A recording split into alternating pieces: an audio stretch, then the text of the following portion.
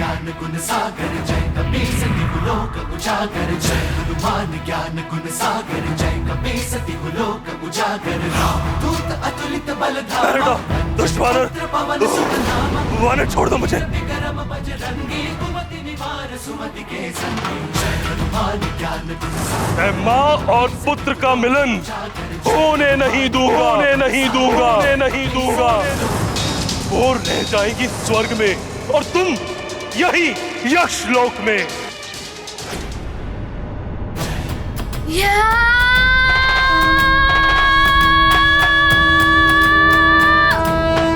रुक जाओ हनुमान, रुक जाओ। यक्षवध करने से महापातक दोष लगता है पुत्र। इससे ब्रह्म दोष के भागी हो जाओगे तुम। हनुमान, आप क्यों मोल लेना चाहते हो? छोड़ दो मुझे। मैं माँ और पुत्र का मिलन होने नहीं दूंगा, होने नहीं दूंगा।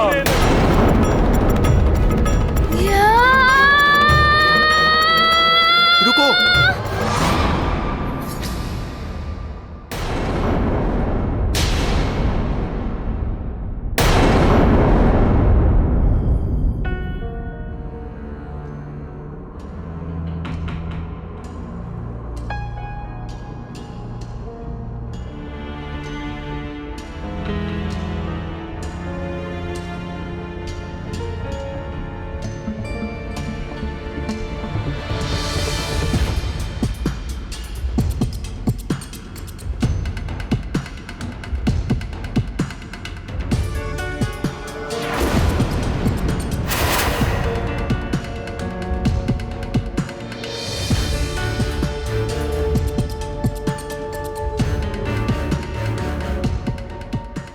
महाराज,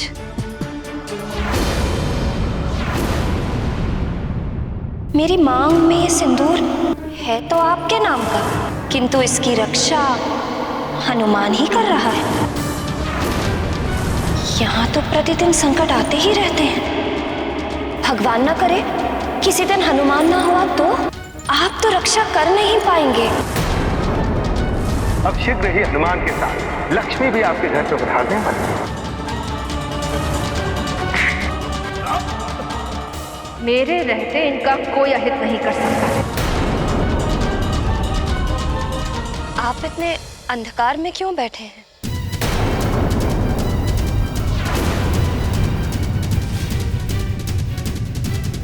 यदि तुम उजाले में आ जाओगी तो मेरे भीतर और बाहर का अंधेरा एक क्षण में छट जाएगा।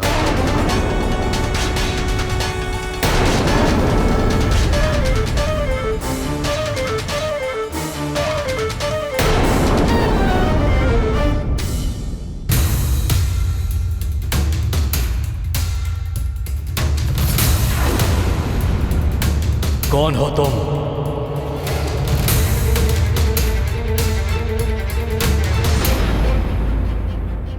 यक्ष वध करने से महापातक दोष लगता है पुत्र। इससे ब्रह्म दोष के भागी हो जाओगे तुम। हनुमान अबोध है, ब्रह्म दोष की गंभीरता से परिचित नहीं होगा। इसे महापातक से नहीं रोका तो अनर्थ हो जाएगा। मेरे ही कारण ये एक बड़े पाप का भागी हो जाएगा। हनुमान, तुम यहाँ किसी का वध करने नहीं आए हो। मत मारो उसे। यदि यक्षवध का महापातक दोष तुम पर लग गया तो तुम अपनी माता को कैसे मुक्त कराओगे? कैसे ले जाओगे माँ को वापस? स्मरण करो अपनी माता को पुत्र, स्मरण करो।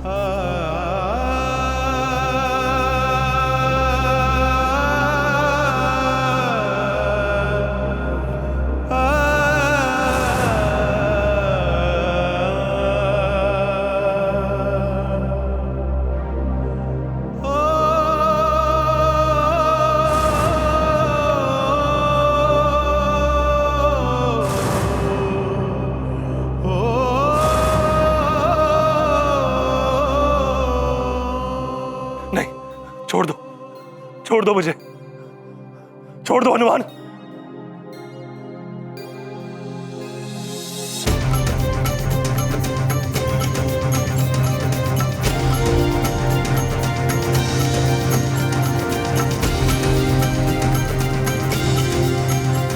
क्षमा, क्षमा हनुमान। ये गाथा महाबली हनुमत की, रुचिकर लीला राम भगत की। जय जय जय रघुनंदन राम, जय जय जय महाबली हनुमान। हनुमत का अद्भुत स्वरूप, धारण किया अब रौद्र रूप। यक्षराज भयभीत हुआ, हरे हनुमत त्रिशूल और गदा।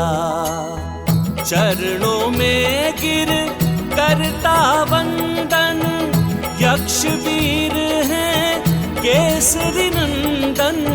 शत्रु जिनके पार न पाए, मित्रों को जो हृदय लगाए।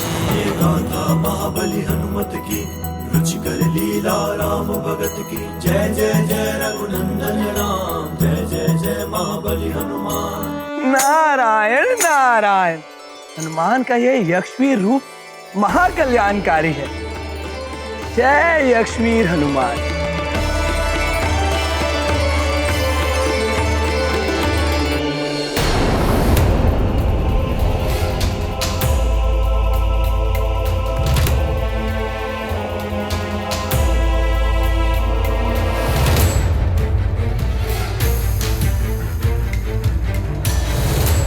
कौन हो तुम? कौन हो तुम और किस अधिकार से मेरे राजभवन में रह रही हो?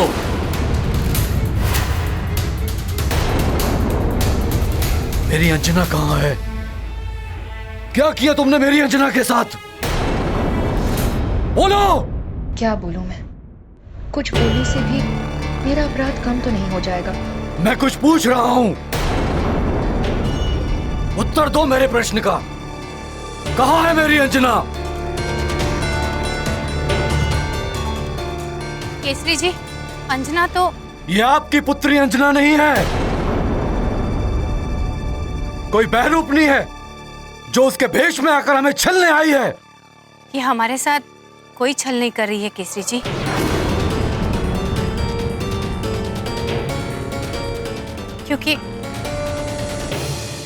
क्योंकि मुझे सब ज्ञात है इसके बारे में।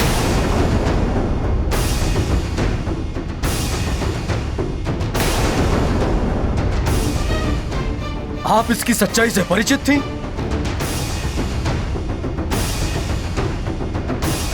फिर भी आपने कुछ नहीं कहा। क्या व्यवस्था थी आपकी? कोई व्यवस्था नहीं है केसरी जी। मैं सच्चाई जानते हुए भी इसीलिए चुप रही क्योंकि इस संकट की घड़ी में आप और उद्विग्न ना हो उठे और कोई अनर्थ ना हो जाए। ये बहरूपनी है, किंतु ना ही ये हमारे साथ कोई छल कर रही है, ना ही इसने कुछ अनुचित किया है। ये बहरूपनी मेरी अंजना का रूप धारण करके मुझे छल रही है। मेरे सुमेरु को, मेरे राज्य को मुझे छल रही है और आप कह रही हैं इसने कुछ भी अनुचित नहीं किया। पुत्र, इसने मेरी रक्षा की है, आपको बचाने के लिए राक्षसों से तक युद्ध किया है, प्रजा को चमगादड़ के रूप में भवन में घुस आए राक्षसों से बचाया, उनकी सेवा की है। कुछ भी किया हो इसने मेरी अंजना का रूप धारण करके बहुत बड़ी भूल की है। देशद्रोही है ये, इसने मुझे और मेरी प्रजा को छला है। इसका दंड इसे अवश्य मिलेगा। तुम्हारा ये मौन तुम्हारे अपराध को कम नहीं कर सकता है।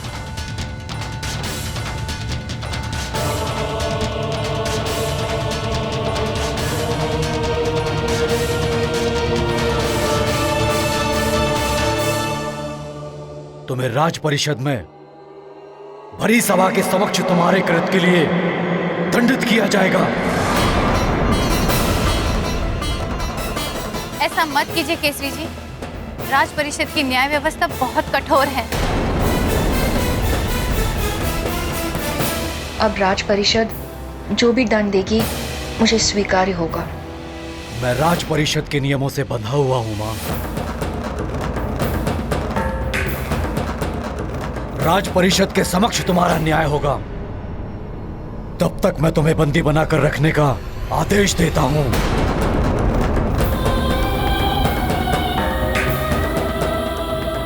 सैनिकों,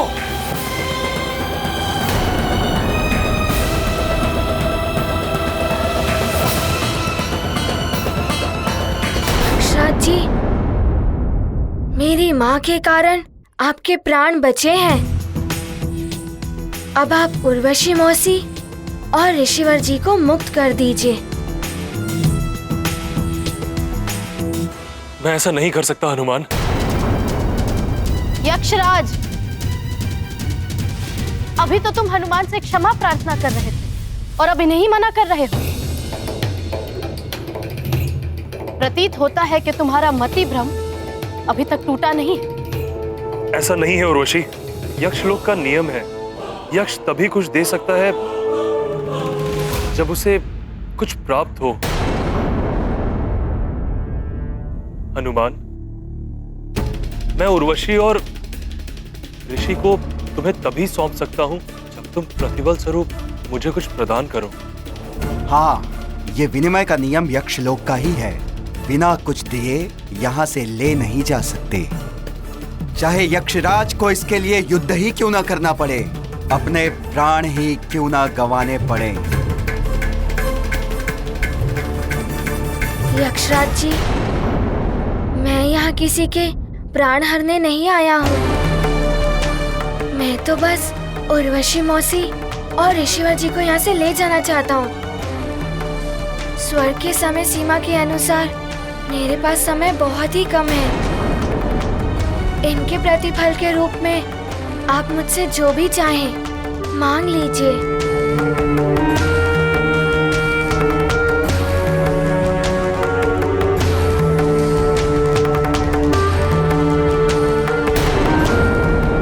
समय सीमा के अनुसार मेरे पास समय बहुत ही कम है।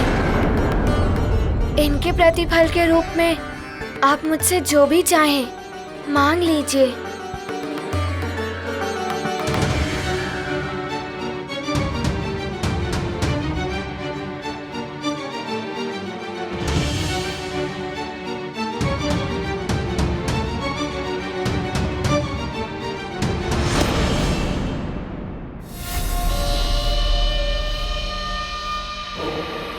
तुम्हारे पास ऐसी कोई भी मूल्यवान वस्तु दिखाई नहीं दे रही जो मैं तुमसे मांग सकूं, किंतु कुछ तो है तुम्हारे पास ऐसा जो अमूल्य है। यदि तुम दे सको तो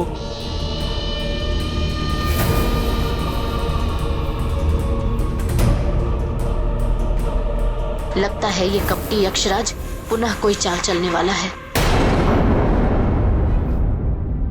यक्षराज जी, इन दोनों की मुक्ति मेरी माँ की मुक्ति से जुड़ी हुई है, जो मेरे लिए सर्वोपरि है। इसके लिए जो कुछ भी मेरे पास है मैं वो आपको दे सकता हूँ।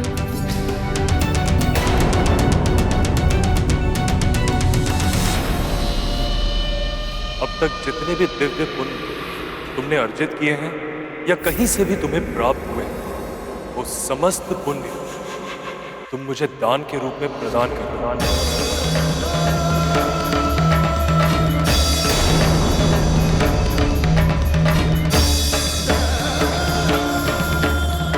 यदि ये दान नहीं दे सकते तो मेरा वध करके उर्वशी और ऋषिवर को ले जाओ।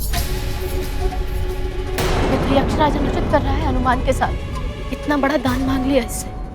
कोई कैसे अपना पुण्य किसी और को दे देगा? हनुमान ऐसा नहीं कर सकता। हाँ, बड़ी कठिनाई से तो पुण्य अर्जित होते हैं। यक्षराज जी, मेरे लिए मेरे पुण्य मेरी माँ उर्वशी मौसी और ऋषिवर जी से अधिक मूल्यवान नहीं है। यदि मेरे पुण्य आपके किसी काम आते हैं तो मैं सहर्ष ही अपने पुण्य दान करने के लिए प्रस्तुत हूँ।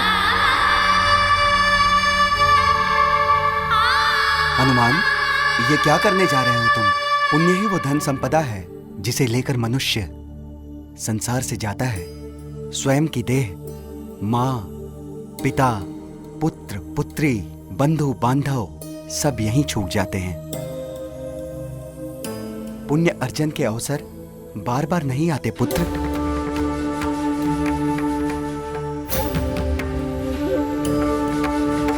हनुमान, इस यक्षराज की बातों में मत आना, ये तुम्हें उलझा रहा है। मैं विवश हूं हनुमान। तुमने मुझे परास्त तो कर ही दिया है। अब तुम चाहो तो उर्वशी और ऋषिवर को मेरा वध करके ले जा सकते हो। प्रभु, दान करना तो स्वयं में ही पुण्य का कार्य है, तो फिर सभी हनुमान को पुण्यों का दान करने से क्यों रोक रहे हैं? क्योंकि उससे हनुमान के पुण्य का क्षय हो जाएगा। ये नहीं, पुण्य का क्षय होने से मनुष्य पतन की ओर अग्रसर हो जाता है, किंतु पुण्य का संचय स्वर्गलोक से लेकर इंद्रपथ का भी अधिकारी बनाता है। मोक्ष का मार्ग प्रशस्त करता है। जिस प्रकार धन संपदा मनुष्य को संसार में मान सम्मान और प्रतिष्ठा दिलाती है, उसी प्रकार पुण्य ऐसा धन है जो इलोक से लेकर परलोक तक मान सम्मान और प्रतिष्ठा का कारण बनता है। धन संपदा तो मनुष्य छल बल और दुष्कर्म से भी प्राप्त कर लेता है, किंतु पुण्य कभी छल बल से प्राप्त नहीं होते। उन्हें मनुष्य सत्कर्मों से ही प्राप्त करता है। मृत्यु के पश्चात जीव के साथ मात्र उसके पुण्य ही जाते हैं, अन्य सब कुछ तो पृथ्वी पर ही छूट जाता है। परंतु प्रभु, महापातक दोष भी तो महाघातक होता है। सत्य है मेरे परम भक्त नंदी, महापातक दोष लगने से भी पुण्यों का क्षय हो जाता है। जिसे महापातक दोष लगता है वह ब्रह्म दोष का भी भागी हो जाता है। उसे रौरव नरक की यातना भोगनी पड़ती है। ब्रह्म दोष से मुक्त होना बहुत कठिन, इसलिए सदैव महापातक से बचना चाहिए और सत्कर्म द्वारा पुण्य का संचय करना चाहिए। यक्षराज, मेरी दृष्टि में प्राणों से अधिक मूल्यवान कुछ नहीं होता, भले ही वो आपके प्राण हो या किसी अन्य के। मैं केसरी नंदन अंजने हनुमान अपने अभी तक के अर्जित हुए सभी पुण्यों का दान यक्षराज जी को देता हूँ। ये गाथा महाबली हनुमत की, रुचिकर लीला राम भगत की। जय जय जय रघुनंदन राम, जय जय जय महाबली हनुमान। यक्ष ने मांगा पुण्य का दान, हर्षित देते हैं हनुमान। है अपूर्व पुण्यों का बलिदान, तीनों लोक में है गुणगान। मिली मुक्ति हुए रक्षित प्राण, आंजनेय ने किया महादान। मातृभक्त का त्याग महान, महावीर महादानी हनुमान।